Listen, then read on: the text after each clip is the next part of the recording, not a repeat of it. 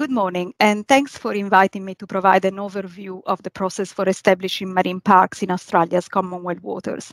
My name is Barbara Musso, and I lead the Marine and Island Parks branch in Australia's Department of Agriculture, Water and the Environment.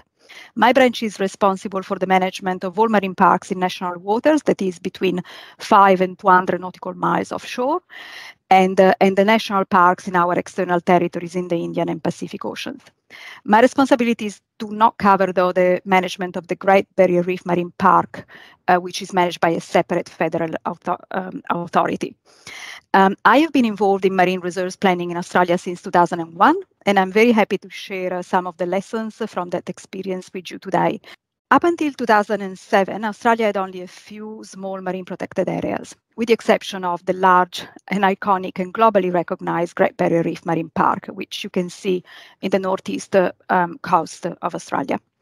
In 2007, the Southeast Network, which you can see on this map, was established as part of a national policy agreed in 1998 by all levels of government in Australia, the National Representative System of Marine Protected Areas. At the highest level, the policy objective was to ensure protection of ecologically viable examples of all types of large marine ecosystems around the continent. With the proclamation of the Southeast Network, the first representative network under the national policy, the area of Australian Ocean under protection increased tenfold, up to 430,000 square kilometers. Fast forward to 2022, and the area of ocean under protection is now 2.8 million square kilometers. In 2012, 4 regional networks of reserves and the large Coral Sea Marine Park, abutting the Great Barrier Reef Marine Park, were established. If you combine all of these areas together with the Great Barrier Reef Marine Park and the smaller reserves that are in waters managed by our state and territory governments, overall Australia has 37% of its waters under protection. It is one of the largest systems of marine protected areas in the world. It is about to increase even further with the addition of the 2 new large marine parks in Australia's Indian Ocean territories. You can see those in the green on the top left-hand corner in the map. Currently, those parks are in a proposal stage with the public consultation completed. The genesis of marine parks planning in Australia stems back from the late 90s, when, as I mentioned before, all levels of government agreed to establish a national representative system. In Commonwealth waters, marine planning to establish the parks was done under the national environmental legislation. Between the year 2000 and 2005, when the planning program eventually commenced, an enormous amount of work went into collating all available data sets and developing the national bioregionalization framework that has been the basis for planning the reserves. Under this framework, Australia's oceans comprises of 41 large ecological regions, which we call provinces, and they are shown in the map on the slide. And within those, 60 mesoscale bioregions and 1,330 geomorphic units. Those are areas that within a province and depth ranges have relatively uniform geomorphological characteristics. The key assumption here is that different biological assemblages would be supported by different geomorphic units, and that the bioregionalization with all its layers represents the distribution of biodiversity in Australia's oceans. The collection of biophysical data was also accompanied by socio-economic profiling at the regional scale. This was critical because a key principle for the establishment of the reserves was that socioeconomic cost should be minimized.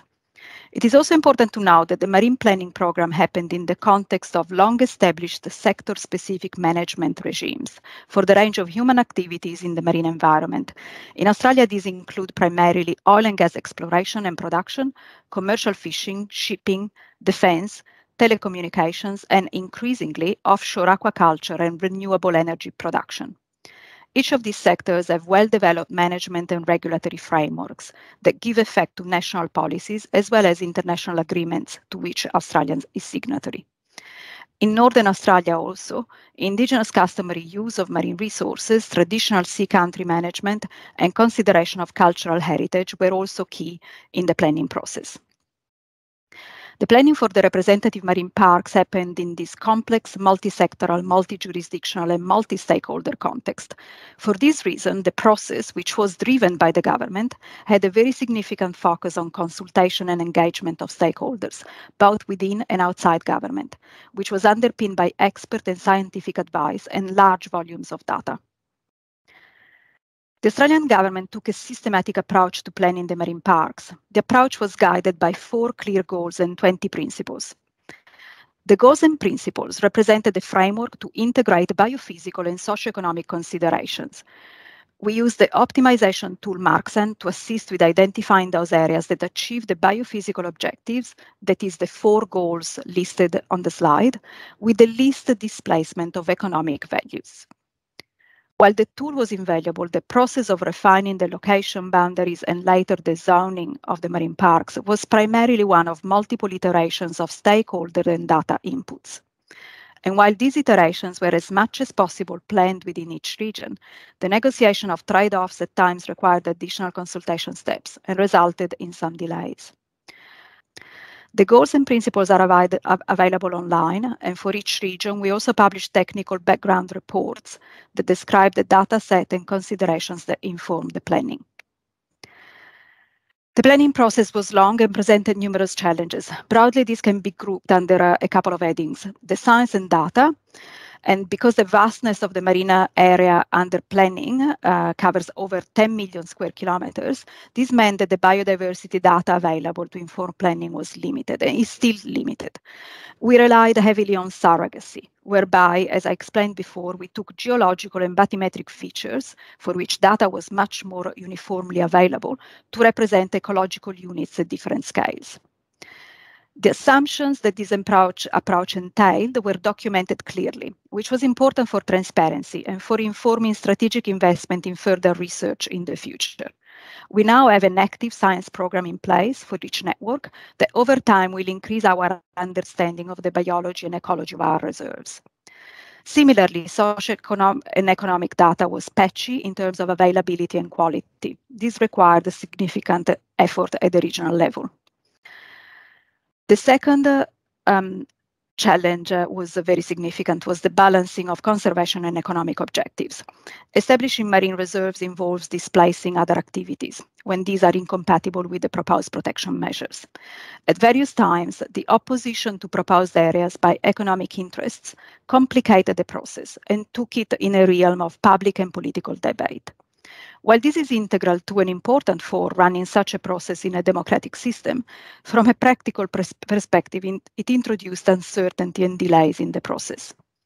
The need to reconcile different interests and the level of consultation required influenced the duration and the cost of the process.